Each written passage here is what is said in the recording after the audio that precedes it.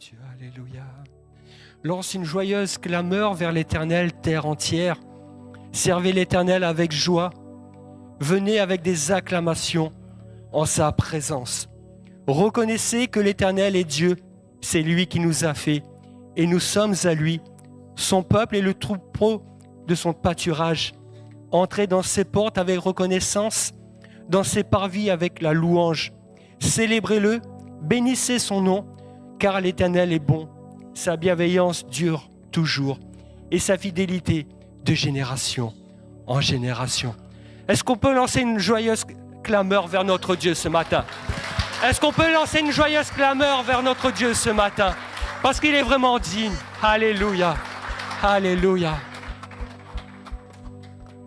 Amen. Bonjour à tous. Soyez les bienvenus dans la maison de Dieu. Nous allons encore nous faire du bien ce matin. Alors nous allons chanter. Si vous voulez vous lever, vous vous levez. Si vous voulez louer Dieu entre les chants, vous le faites. Soyez libres de le faire.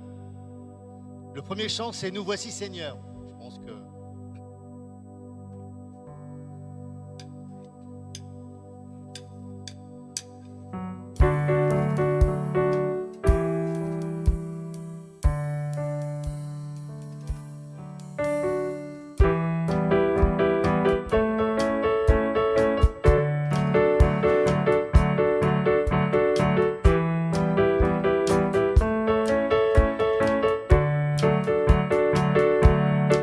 Voici Seigneur, pour louer ton nom et pour te donner le meilleur de nos dons, notre amour pour toi, nos vies tout entières et nos cœurs crient de joie.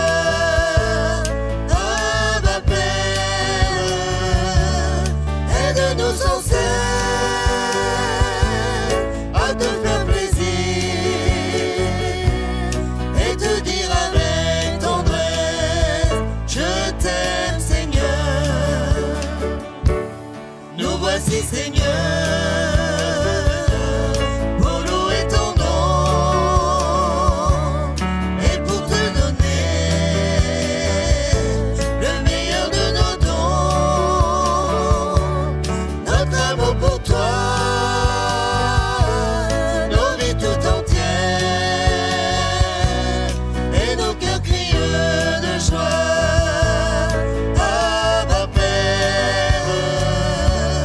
aide-nous sans cesse à te faire plaisir et te dire avec tendresse, je t'aime Seigneur. Notre amour pour toi,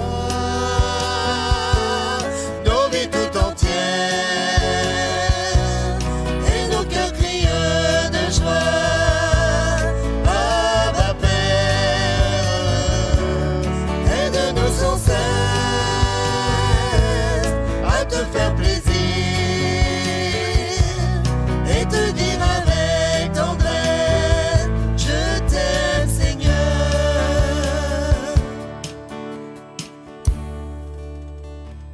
Si tu veux le louer, sache qu'il faut le faire avec ton cœur. C'est un chant créole et français. Je pense que vous allez le connaître.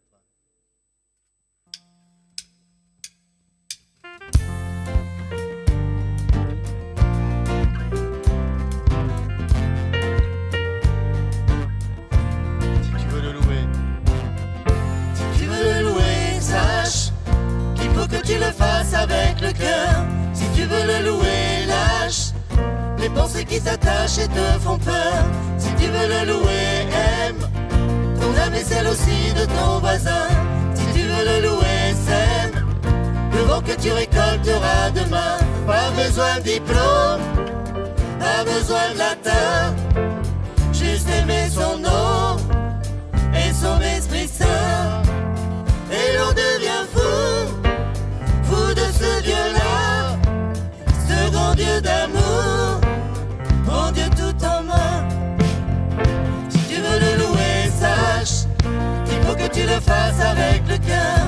Si tu veux le louer, lâche les pensées qui t'attachent et te font peur. aussi de ton voisin. Si tu veux le louer, sème. Le vent que tu récolteras demain. Pas besoin de fausser, froncer les sourcils. Pas besoin de crisper, louer c'est facile. Qui dit qu'on est saoul alors qu'on n'est pas? Nous on sait qu'en nous, c'est Dieu qui fait ça. Si tu veux le louer, sache, il faut que tu le fasses avec le cœur. Si tu veux le louer, lâche les pensées qui t'attachent et te font peur. Si tu veux le louer, aime ton âme et celle aussi de ton voisin. Si tu veux le louer, sème le vent que tu récolteras demain.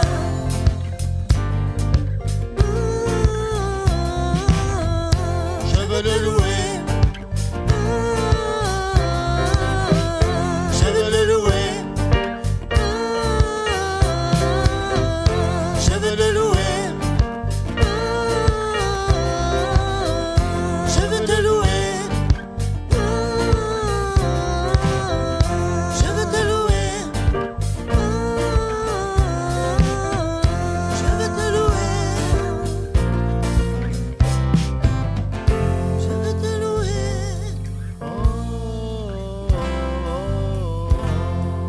Alléluia Seigneur, je veux te louer ce matin.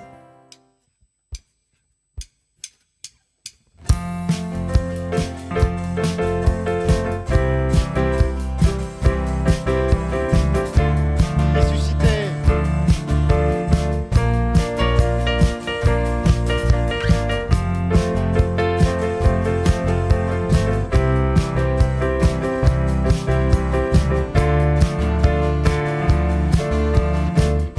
Il avait scellé la pierre.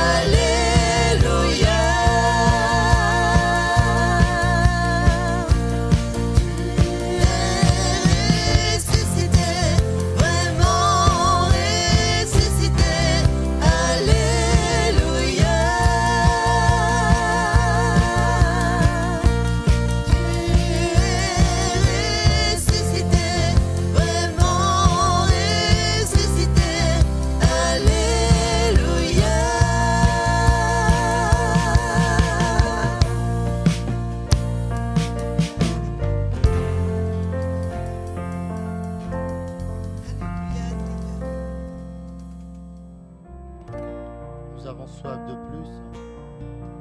Nous avons soif de plus. Souffle de Dieu, nous t'attendons. Nous avons soif de plus. Esprit de Dieu, souffle sur nous. Remplis-nous à nouveau. Remplis-nous à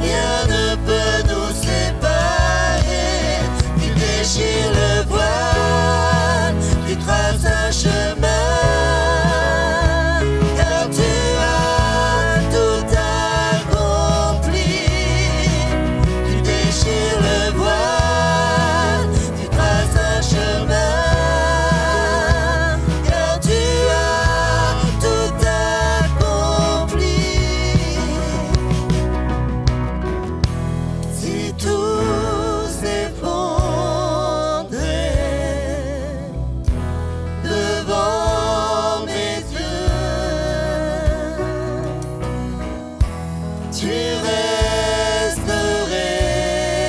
là. Je sais que tu m'aimes.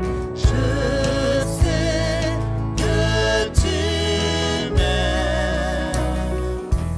À la croix je me prosterne, où ton sang coula pour moi. Aucun amour n'est plus grand. Tu as gagné sur la mort, ta gloire remplit les lieux très hauts.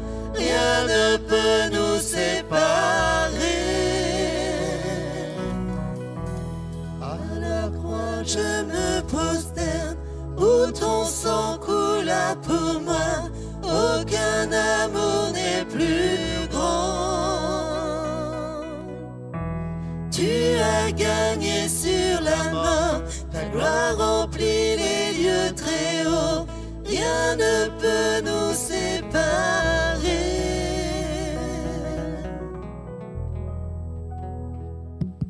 Alléluia, gloire au Seigneur.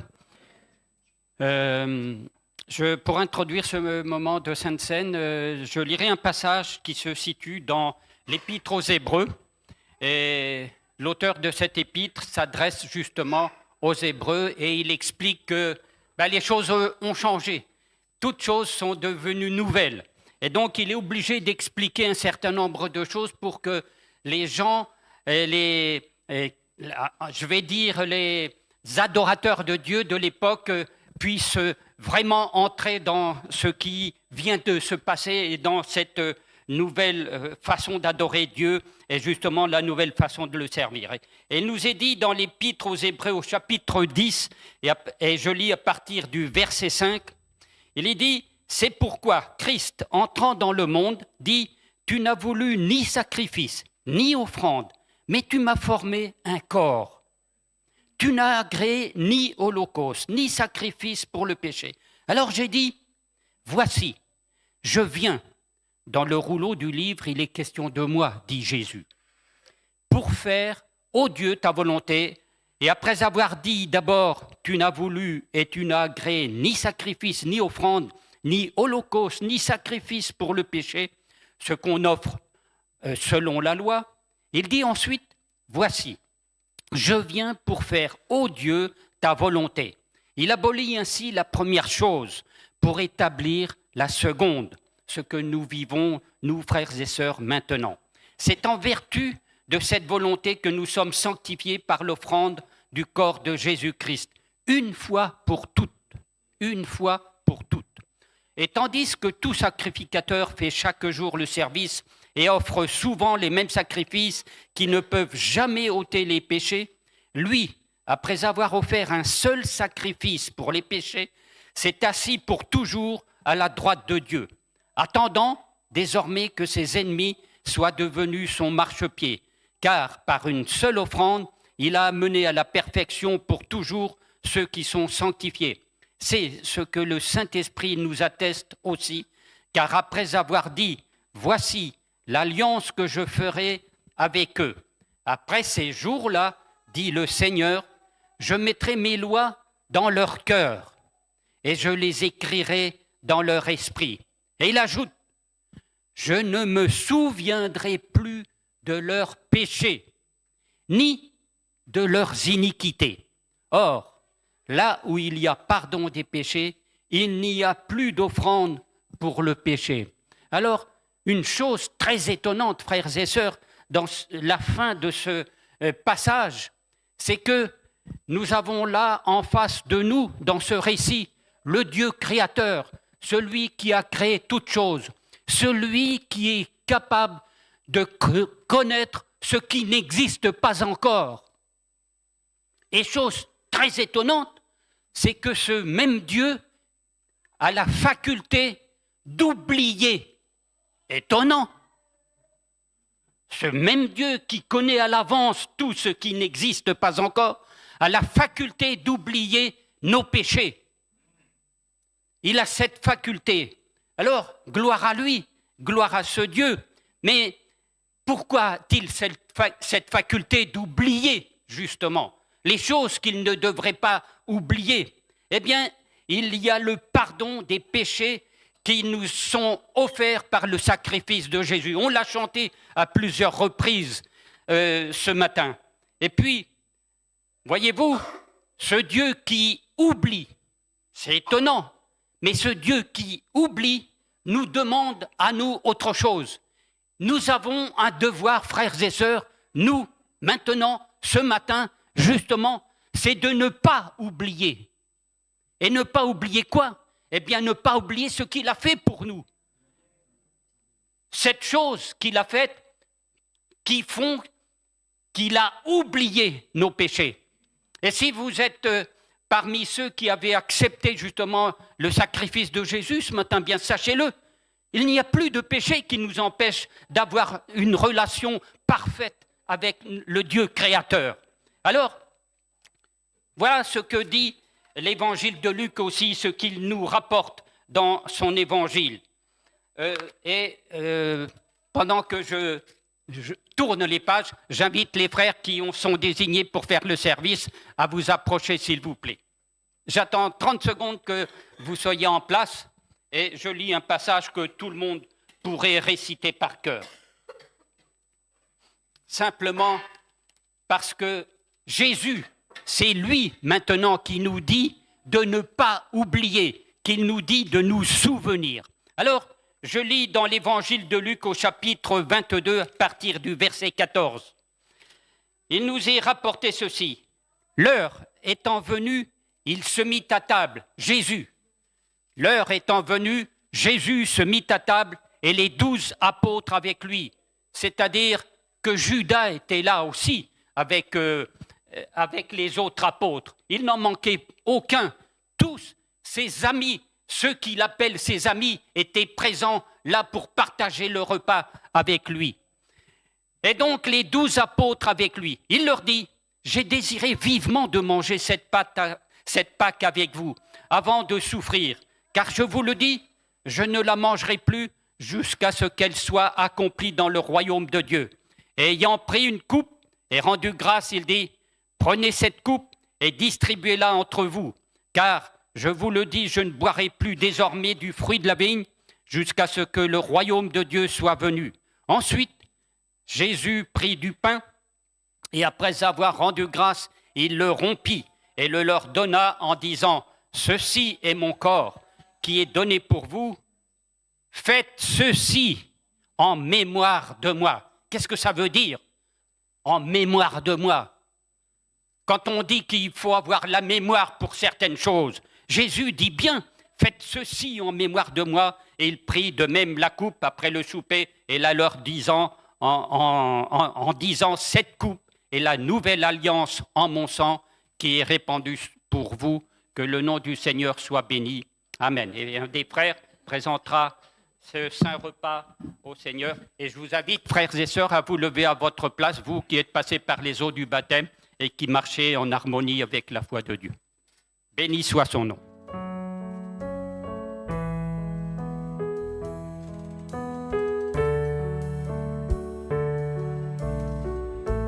Ton sang parle beaucoup mieux. Parle beaucoup mieux que tous les vains discours entendus sur la terre. Il parle pour ma défense, proclame la justice. Jésus, c'est ton sang. La croix, témoin de ta grâce, montre le cœur du Père.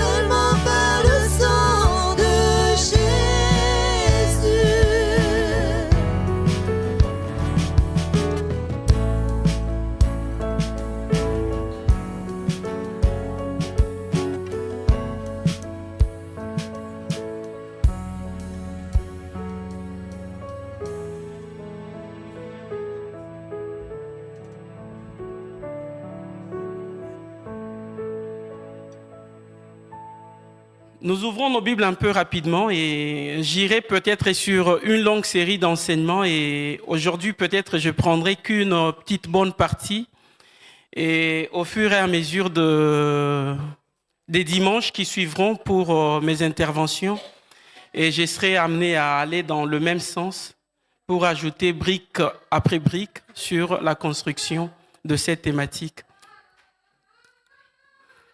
Comme vous savez, dans la vie, il y a plusieurs mystères. Entre autres, un des mystères qui intrigue pratiquement tout le monde, celui de la mort. Mais ce matin, j'ai la grâce, et vous aussi, vous avez la grâce, afin que nous puissions partager autour d'un autre mystère qui s'appelle le mystère de la grâce. Amen. Ouvrons nos Bibles dans 2 Corinthiens, chapitre 12. C'est un passage que vous aimez et ça a été même dit dans vos prières tout à l'heure. Et il y a beaucoup de similitudes avec les prières qui sont montées ce matin et même la louange et ce que Dieu a déposé sur mon cœur il y a quelques semaines de cela.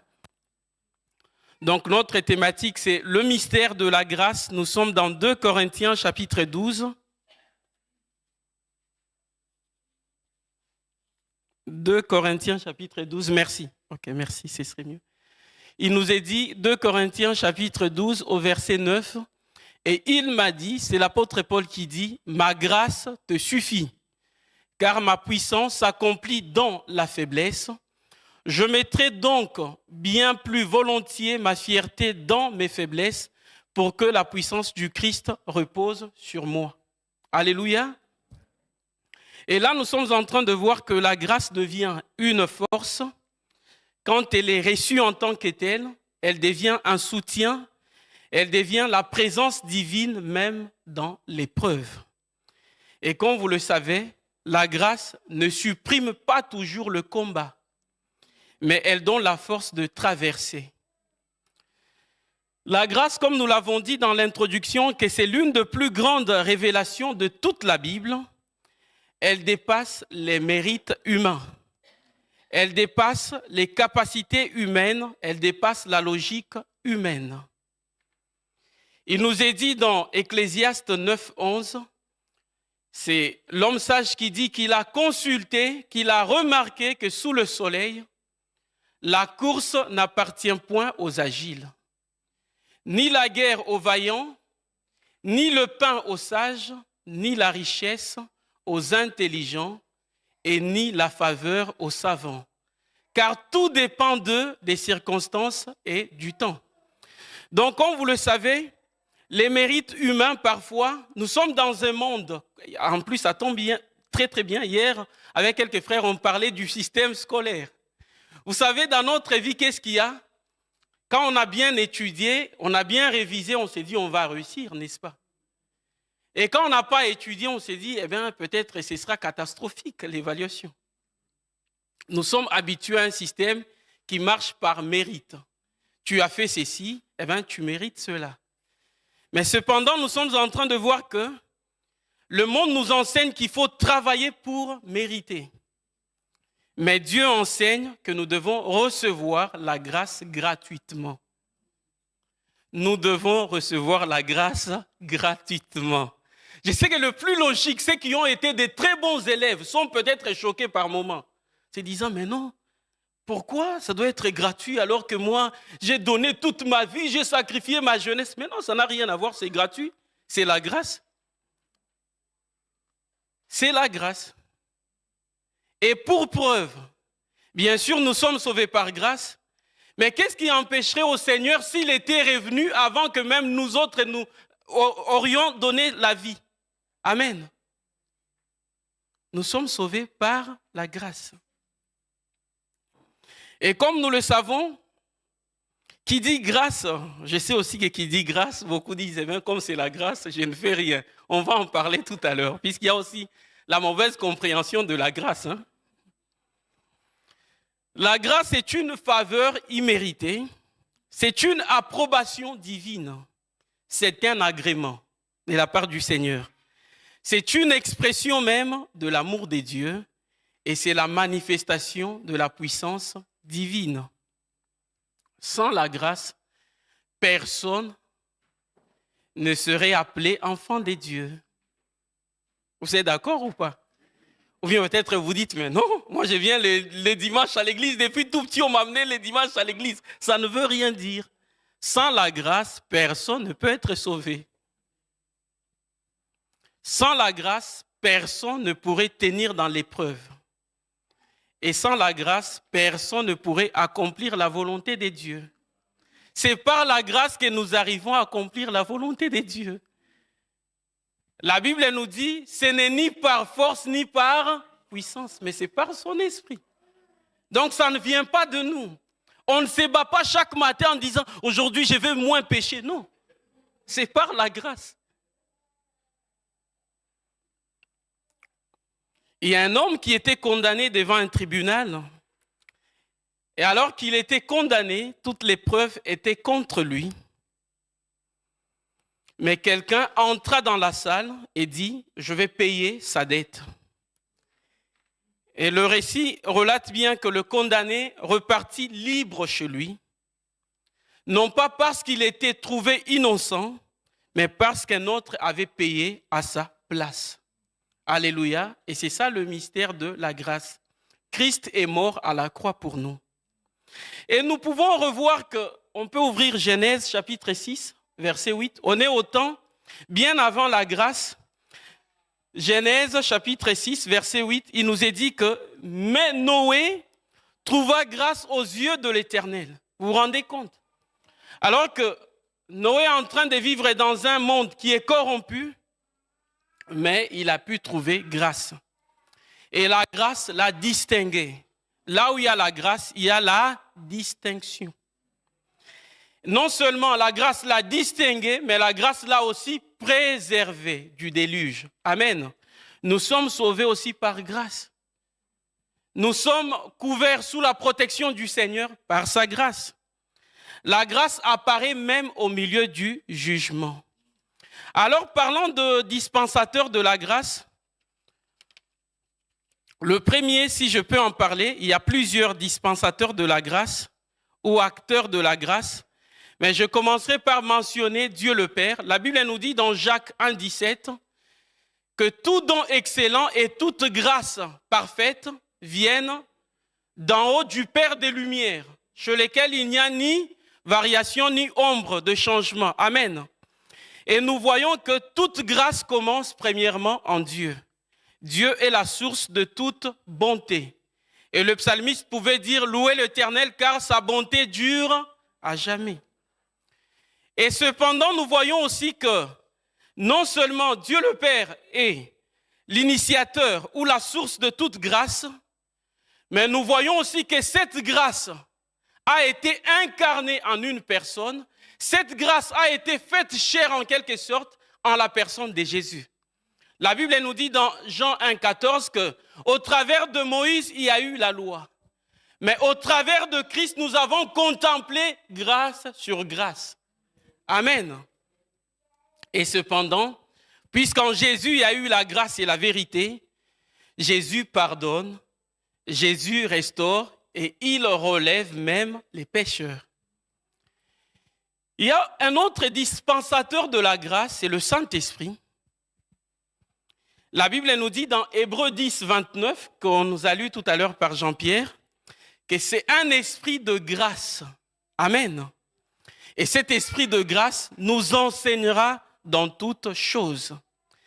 Il appliquera la grâce dans le cœur et c'est lui qui va transformer notre cœur de l'intérieur et c'est lui qui va nous soutenir dans la faiblesse et qui va même nous consoler et qui va nous montrer même les voies du Seigneur. Alléluia. Mais il y a un autre également acteur de la grâce, c'est l'homme ou la femme. La Bible nous dit que Jésus croissait en stature, en sagesse, en grâce devant Dieu et devant les hommes. Les hommes sont aussi des acteurs de grâce. Lorsqu'ils deviennent acteurs de grâce, ils peuvent pardonner, ils peuvent encourager, relever et restaurer. Il y a plusieurs types de grâce que nous allons découvrir tout au long de cette série d'enseignements.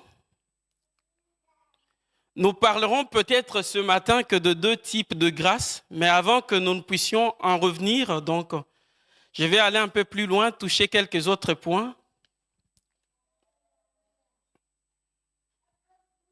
Comme je le disais tout à l'heure, et je suis très content, ça a été même repris dans une de prières de notre frère William qui disait « La grâce des dieux surabonde là où le péché abonde. » Amen.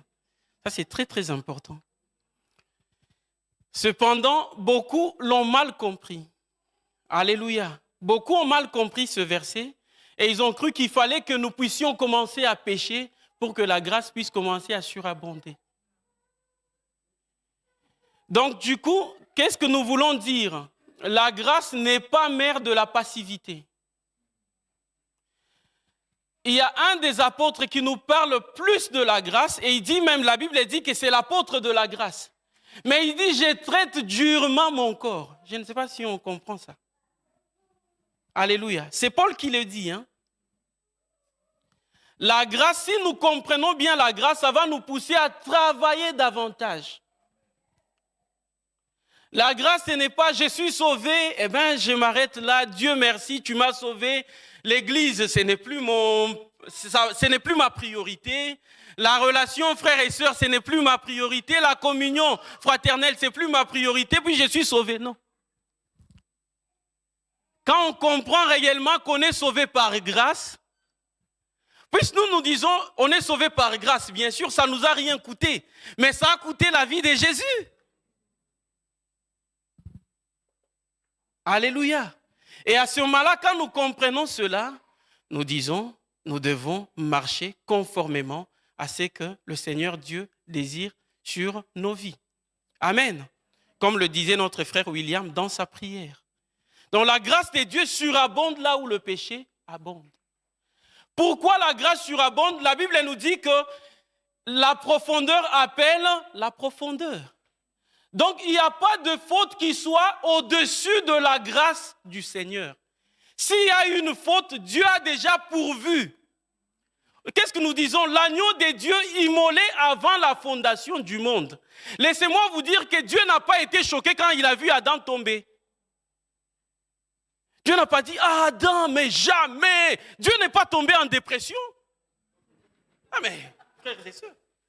Dieu n'est pas tombé en dépression, il avait déjà pourvu l'agneau avant la fondation du monde. Et la Bible dit, la miséricorde triomphe du jugement.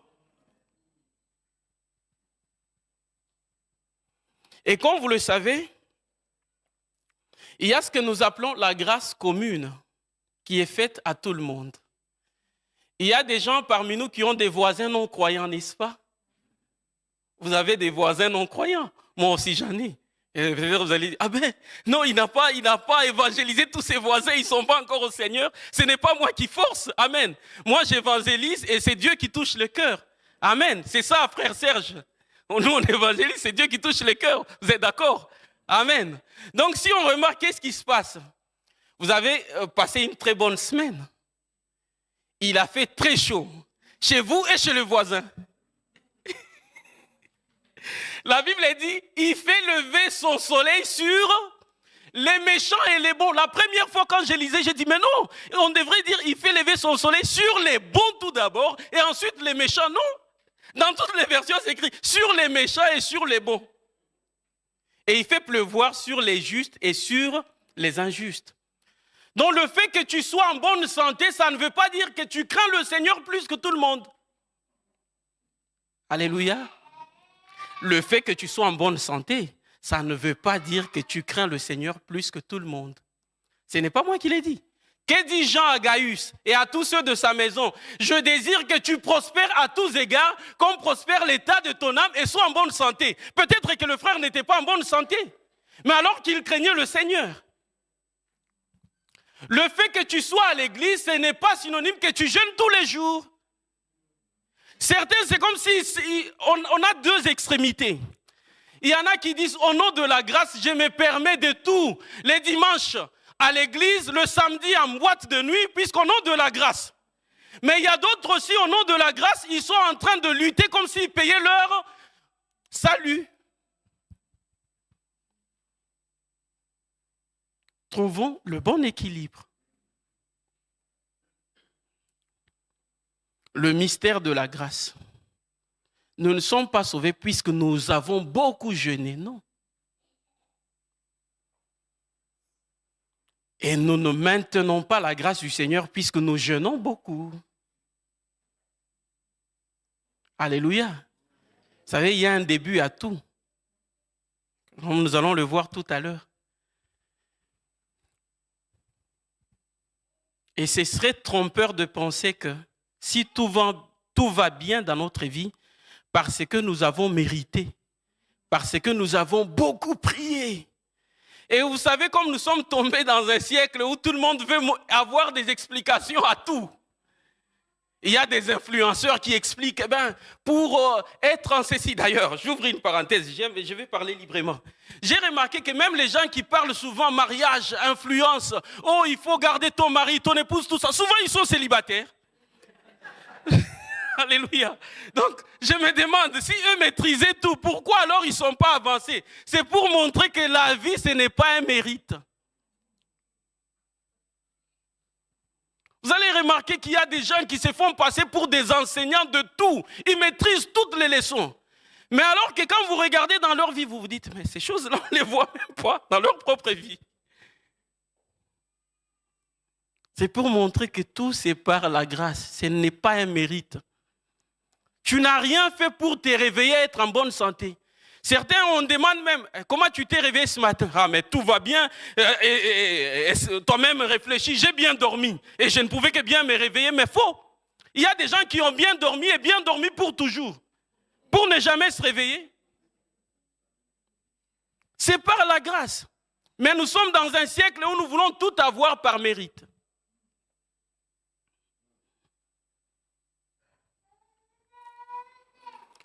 La grâce commune, c'est une des manifestations de la forme de bonté de Dieu envers même ceux qui ne le connaissent pas, même ceux qui le rejettent. Donc du coup, ne soyez pas surpris si vous voyez un jour quelqu'un qui ne craint pas le Seigneur, il excelle dans ce qu'il fait. Ne soyez pas surpris, puisque Asaph était surpris dans la Bible, il a fait tout un psaume là-dessus en disant « Mais je suis surpris de voir les méchants évoluer. » Mais non, ne sois pas surpris. Et tu peux même voir celui qui ne craint pas Dieu vivre longtemps. Et d'ailleurs, souvent, qu'est-ce que nous disons? Les personnes méchantes vivent très longtemps. Amen. Dieu donne le soleil, il donne la pluie, la vie, la nourriture et même le souffle de vie gratuitement. Il le donne à chacun. Mais simplement, il ne s'arrête pas à la grâce commune. Il nous fait passer à une autre phase qu'on appelle la grâce salvatrice. Et cette grâce, elle nous est bien expliquée par l'apôtre Paul dans Éphésiens chapitre 2, au verset 8, où il nous est dit « Mais vous êtes sauvés par grâce, par le moyen de la foi. » Mais vous savez, très souvent, qu'est-ce que nous faisons? Nous mettons seulement « Moi, je suis sauvé par la foi. » Oui, mais tout d'abord par la grâce, et la foi, c'est un moyen. Et c'est pourquoi même quand nous finissons de prier, tu as fait un long jeûne, demande au Seigneur que ta grâce accompagne mes jeûnes, que ta grâce accompagne mes prières. Que dit David? Ta grâce, la grâce et le bonheur m'accompagneront tous les jours. Mais nous, très souvent, même quand on nous pose des questions, comment est-ce que ça avait évolué? Non, à cette époque-là, j'avais jeûné 3 jours. Mais non. J'avais jeûné 3 jours, mais c'est Dieu qui m'avait fait grâce de jeûner 3 jours. Ce n'était pas de moi-même. Et c'est Dieu qui a fait aussi grâce qu'il y ait réponse et que je puisse aussi voir l'exaucement. Oui, Dieu est capable de répondre et faire en sorte de me prendre et puis les autres bénéficient de l'exaucement et que moi je ne le vois même pas. Dieu est capable. Et dans cette grâce, nous voyons bien la patience de Dieu. Nous voyons sa bonté quotidienne et le temps qu'il accorde pour la repentance. Vous savez, dans la grâce salvatrice, parfois nous voyons même certaines personnes, on se moque, on dit, mais lui, je ne sais pas s'il sera sauvé. Arrête de te moquer de lui. Je me demande toujours, ceux qui ont marché avec Jésus, quand ils voyaient Paul, peut-être ils se disaient, le perdu, celui-là. Mais ils ne savaient pas que c'est lui qui écrirait le 2/3 même de la révélation du Nouveau Testament. Donc arrête de te moquer de quelqu'un qui ne connaît pas le Seigneur. Ah, celui-là, franchement, perdu. Mais non, la Bible dit, un chien vivant vaut mieux qu'un lion mort. Peut-être, toi, tu le vois perdu, mais tu ne connais pas sa fin. C'est pourquoi même quand un frère et une sœur tombent dans le péché, il faut aller relever la personne et non pas enterrer davantage la personne. Nous, dans l'église, c'est ce que nous faisons. J'ai remarqué que nous avons même du mal à accueillir les personnes qui nous ont quittés. Quand ils reviennent, c'est comme s'ils ont des microbes. Covid est déjà passé. Le fils prodigue est revenu dans la maison et on l'a bien accueilli. Et on a fait même la fête pour lui. La grâce, frères et sœurs. Et prenons le premier point ou la première vérité de la grâce. Et je vais peut-être avoir que 10 minutes ou 15 pour parler de ce que Dieu a déposé sur mon cœur aujourd'hui. C'est la grâce du commencement. La grâce du commencement. Et cet exemple, nous le voyons en étudiant la vie d'Abraham. La grâce du commencement. Et avant tout, je voudrais dire que Dieu choisit les faibles. Vous savez, si je demande aux jeunes hommes ce matin, décrivez-moi comment était Samson. Ils vont me dire des biceps. Il allait tous les jours en basic fit.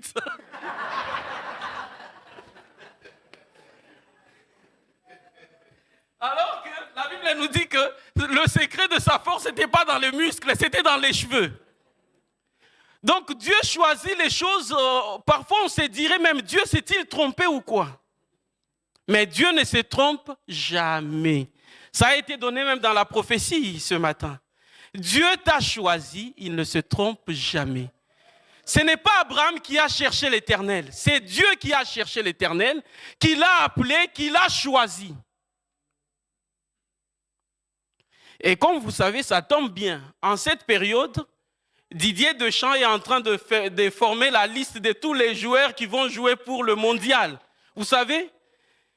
Est-ce que je serais énervé s'il ne me choisit pas? Dites-moi, je serais énervé. J'en ferai un sujet de prière, mais mon Dieu, Didier Deschamps ne m'a pas choisi. Non! Le monde choisit selon ce qui frappe aux yeux, selon les compétences, selon les qualifications. Mais moi, je n'ai pas ces qualifications-là. Et Dieu, dans son omniscience, lui, nous choisit selon son plan qu'il a établi pour nos vies. La grâce du commencement. Et c'est là que nous voyons beaucoup de gens négligent le faible commencement. Abraham est issu d'une famille déjà de polythéistes. Si on nous prend Genèse chapitre 12, peut-être c'est mieux que nous puissions le lire. Genèse chapitre 12, vous savez qu'au chapitre 11, son père déjà, Terach, va mourir. Et puis il va même enterrer déjà bien avant le père de Lot. Et là, nous sommes maintenant, Genèse chapitre 12, il nous est dit, le Seigneur dit à Abraham, va-t'en de ton pays, du lieu de tes origines et de la maison de ton père, vers le pays que je te montrerai. Et verset 2, je ferai de toi une grande nation et je te bénirai. Je rendrai ton nom grand et tu seras une bénédiction. Quelle merveilleuse promesse. Dites-moi, est-ce qu'Abraham avait déjà fait quelque chose pour avoir une telle promesse? Il n'avait rien fait bien avant, il n'était ni prophète avant, il n'était ni roi avant, ni encore moins sacrificateur. Il n'avait réalisé aucun exploit spirituel pour que Dieu dise « Abraham, viens, puisque tu as fait ceci, tu as fait cela, viens maintenant, je fais de toi patriarche. » Non. La grâce du commencement. Cette grâce chez Abraham, qui plus tard sera établie comme un modèle spirituel, Abraham, nous voyons qu'il commence dans l'inconnu et voire l'imperfection. Il ne commence pas comme un héros spirituel. Il commence comme un homme ordinaire, qui est issu d'un milieu païen, sans titre spirituel particulier. Mais les yeux du Seigneur étaient sur lui. Je ne sais pas quelle est ta situation ce matin. Peut-être tu ne connais pas encore le Seigneur. Peut-être quand les frères et sœurs prient, tu te dis, est-ce qu'un jour j'arriverai aussi à prier comme tel frère ou telle sœur? C'est possible.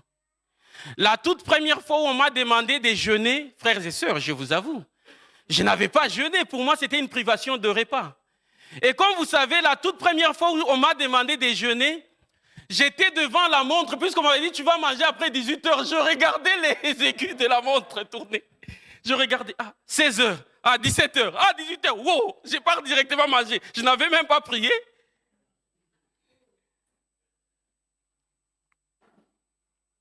Il y a un début à tout. Et quand nous voyons bien que même l'histoire des revivalistes, le frère Douglas Scott, ils ont commencé quelque part. Aimé Simple McPherson a commencé quelque part. Branham, Allen Alonso a commencé quelque part. Catherine Kuhlman a commencé quelque part. Maria Woodwater a commencé quelque part. Alexandre Edwin a commencé quelque part. Alléluia. Chacun, même John Gillette a commencé quelque part. Ils ont commencé chacun quelque part. Il y a eu un faible commencement. Mais très souvent, nous regardons directement à la montagne. Est-ce que j'arriverai un jour à faire ça? Oui. Pas par tes forces, ni ta puissance, mais par le Saint-Esprit. Et tu arriveras à certains moments, toi-même, tu te dis, mais c'est toujours moi qui fais ça. Je me rappelle, on avait un frère à l'église à Moscou. Quand le pasteur nous disait de jeûner, lui ne jeûnait pas. Il nous disait toujours, moi je ne jeûne pas, je suis l'ami de l'époux. Vous savez, les gens aiment bien prendre les versets, ils les sortent du contexte. Je suis l'ami de l'époux, je ne jeûne pas. Et parfois quand on insistait, mais les amis de l'époux sont tous morts, il nous sortait encore un autre verset. Jésus a jeûné 40 jours. Pendant les 40 jours, il m'a consacré un seul jour et toute l'humanité 39. On dit, ça vient d'où tout ça? Mais quand il a été touché par le Saint-Esprit, ses frères est devenu consacré et aujourd'hui il est même pasteur à Grenoble. Alléluia. Tout est possible avec le Seigneur. Il y a toujours un faible commencement. Parlons de Samuel, que nous dit la Bible? Il ne savait pas distinguer la voix de Dieu. Il ne savait pas si c'est Dieu qui lui parle ou bien c'est un homme qui lui parle. Et Dieu va même l'appeler dans son sommeil, Samuel, Samuel. Et lui, au lieu d'aller se présenter devant l'Éternel, il allait auprès de Élie, les sacrificateurs. Mais que dit la Bible à propos de la fin de Samuel? On dit, aucune de ces prophéties n'est tombée à terre. Par moments, beaucoup de gens même disent, est-ce qu'on peut prophétiser? Oui, vous pouvez prophétiser. Mais quand on prophétise, qu'il y ait aussi quelqu'un d'autre aussi en train d'examiner la prophétie. Très souvent, qu'est-ce que nous faisons? J'ai peur de prophétiser. Non. Parfois, au moment juste où nous commençons à prier, Dieu souffle une pensée dans notre cœur et peut-être cette pensée ne nous concerne pas, mais elle est salutaire à quelqu'un d'autre. Et nous disons, non, je vais me taire, je ne peux pas. On dira, il est devenu trop spirituel. Depuis quand il prophétise, lui aussi ou elle aussi? Non. Alléluia. Moïse a dit, qu'est-ce qui te gêne si toute l'assemblée n'est faite que de prophètes? Et l'esprit de la prophétie habite en chacun d'entre nous. Simplement, le mal, c'est que parfois, il faut aller petit à petit. Tu ne viens pas directement dire Dieu m'a dit. Puisque quand tu dis Dieu m'a dit, souvent Jean-Pierre Stanisky le dit, quand on dit Dieu m'a dit, ne discutez plus. Quelqu'un qui vous dit Dieu m'a dit, qu'est-ce que vous allez dire? Dieu a déjà parlé. Alléluia. Mais tu peux dire j'ai une impression ou bien j'ai vu une image, j'ai une pensée comme ça.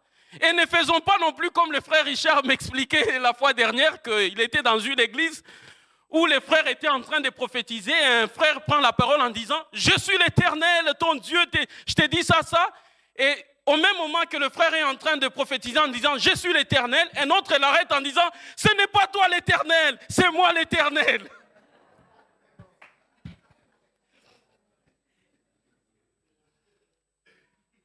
Alléluia.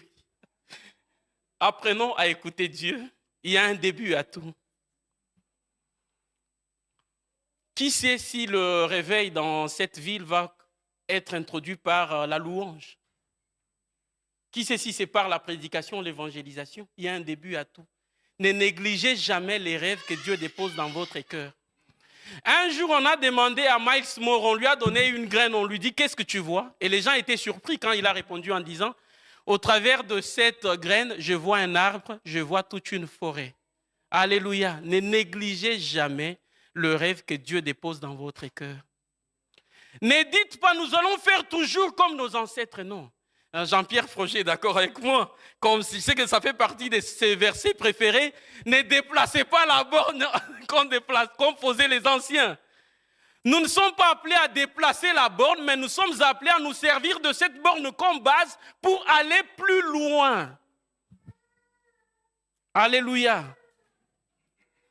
Peut-être dans ta famille, tout le monde a été médecin, mais peut-être toi, Dieu t'appelle à être ministre. Tu ne veux pas dire, eh bien non, tout le monde n'a été que... Non, tu as une particularité. Ne néglige pas la particularité qui est en toi. Peut-être en toi, il sommeille des entreprises, hein, mais tu ne le sais pas. Puis tu veux faire comme tout le monde. Vous imaginez si Abraham, déjà il connaissait la vie de Noé. Il sait qu'à cette époque, pour que Dieu puisse préserver Noé, il a fallu que Noé soit regroupé en famille. Mais à lui, Dieu dit non, non, toi, sépare-toi de ta famille. Il serait dit, mais non, Dieu se trompe. À tel point que Abraham savait aussi que les dieux des peuples voisins demandaient souvent de faire passer leurs enfants dans le sacrifice du feu. Mais le jour où Dieu lui demande Isaac, il n'a pas hésité. Il a tellement connu la présence de Dieu, il a tellement grandi dans la grâce, à tel point qu'il savait que ça, c'est réellement Dieu qui me parle. Alléluia. Il y a des grandes choses qui sommeillent en toi. Mais simplement, parfois, tu veux faire comme tout le monde. Tu n'es pas une photocopie. Quand Dieu te regarde, il dit, la pièce originale du plan que j'ai pour ma vie. Alléluia. J'ai l'impression que ça choque certains quand je dis ça. Est-ce que vous voulez déjà vous le dire vous-même que je suis la pièce originale pour le plan de Dieu pour ma vie? Alléluia, mais c'est à l'église qu'on doit entendre ça. Je ne fais pas un culte d'exaltation à la personne, mais j'ai dit que vous êtes la pièce originale dans le plan de Dieu. Dans son puzzle, c'est vous. Ce serait la fausse humilité. Quand Dieu dit tu es saint, toi tu dis non, je suis toujours pécheur. Le frère nous a rappelé tout à l'heure qu'il a dit Dieu devient amnésique par rapport au péché. Il dit j'ai oublié. Mais vous savez, parfois la fausse humilité, quand on devient templier, on dit non. Si j'ai dit je suis saint, ah non, ça va choquer. Dans ce cas-là, je vais dire je suis pécheur, j'ai péché 3 fois, 4 fois, 5, 6. Non. Alléluia. Dieu dit que tu es saint. Ne tombons pas dans l'hérésie où certains pensent qu'on devient saint quand on est mort. Qui a dit que la terre était en train de sanctifier les gens? C'est le sang de Jésus qui nous a sanctifiés. De notre vivant, nous sommes saints en Jésus. Ce serait de la fausse humilité de ne pas dire ce que Dieu a dit de toi. Il a dit, tu es un sacerdoce royal, une nation sainte, un peuple mis à part. Alléluia. Mais appliquons le langage de Jésus. Abraham a commencé quelque part. Et nous voyons qu'il y a une chose qui nous surprend, c'est que Dieu l'appelle avant même la transformation. Dieu appelle Abraham avant même la transformation. Et Dieu ne dit pas, deviens parfait et ensuite je t'utiliserai. Je ne sais pas si dans votre version c'est écrit, hein. Abraham, je t'appelle, deviens parfait, ensuite je te bénirai. Non. Et dans cette grâce du commencement, parfois Dieu peut te faire vivre quelque chose que personne d'autre n'a jamais vécu. Enoch n'a jamais connu la mort, hein. Vous le savez. Mais alors qu'avant lui, il voyait les gens être enterrés, mais lui n'a jamais connu la mort. Et certains, même la Bible dit, ont cette grâce. D'autres ne verront pas la mort, c'est l'apôtre Paul qui l'a dit. Ils seront transformés soudainement au son de la trompette. Et il y aura l'enlèvement. Dieu nous appelle et nous transforme en chemin. Pour conclure, parlant de cette grâce du commencement, nous voyons que la grâce crée une destinée là où il n'y a aucune réputation spirituelle. Elle donne un avenir à quelqu'un qui n'a pas de carte de légitimité. Abraham n'avait pas un CV à montrer au Seigneur en disant « Regarde, je peux faire ceci, j'ai eu à faire cela. » Non, mais Dieu l'a choisi. À tel point qu'il est devenu un des héros de la foi. Donc, de l'homme ordinaire qu'il était, Dieu a fait de lui le père d'une multitude de nations. À tel point que j'imagine, frères et sœurs, parfois quand on lit la Bible, parfois vaut mieux aussi imaginer. Je me demande, Abraham est appelé par le Seigneur, mais avant Abraham, Dieu n'a jamais appelé un homme son ami. Mais Dieu dit d'Abraham qu'il est son ami. Je me demande, les séraphins, les chérubins, les anges sont étonnés.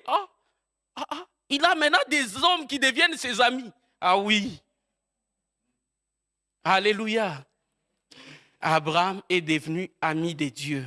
Est-ce pour autant qu'il a été parfait sur tout son chemin? Non. Il y a eu des erreurs.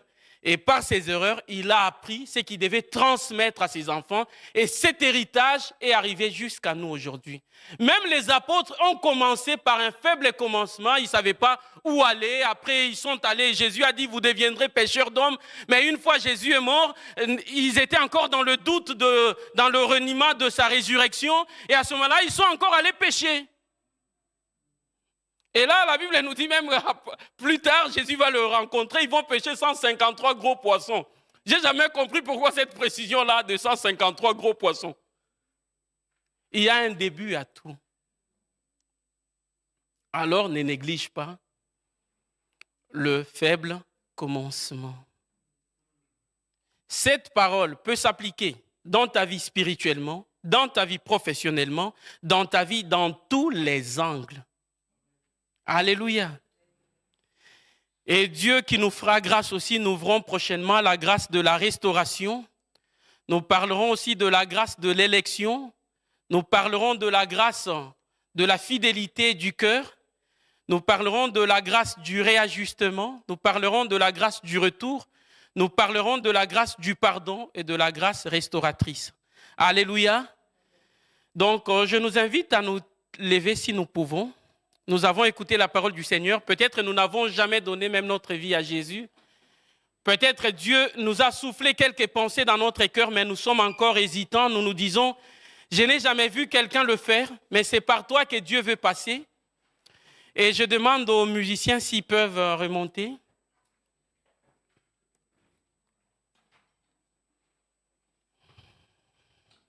Il y a un début à tout. Il y a un début à tout. Peut-être tu n'arrives peut-être pas à prier pendant même 1 minute ou 2 minutes, mais il y a un début à tout. Personne ne va se moquer de toi. Amen. Nous allons élever nos voix ensemble, même si tu n'arrives pas à prier, mais je sais que tout le monde sait parler. Alors prier, c'est parler à Dieu. Ce n'est pas étonner Dieu. Amen. Prier, c'est parler à Dieu. Je sais que même dans le silence de notre cœur, Dieu entend. Mais comme nous sommes dans l'assemblée des saints, nous pouvons tous lever nos voix ensemble et prier. Alléluia. Est-ce que nous pouvons prier ensemble? Je ne sais pas quel est votre besoin, je ne sais pas. Vous avez besoin d'une grâce de commencement quelque part. Et Dieu est capable de répandre cette grâce sur votre vie, sur la mienne aussi, parce que la Bible dit, il a envoyé sa parole et sa parole est guérie. Amen. Nous pouvons élever nos voix ensemble et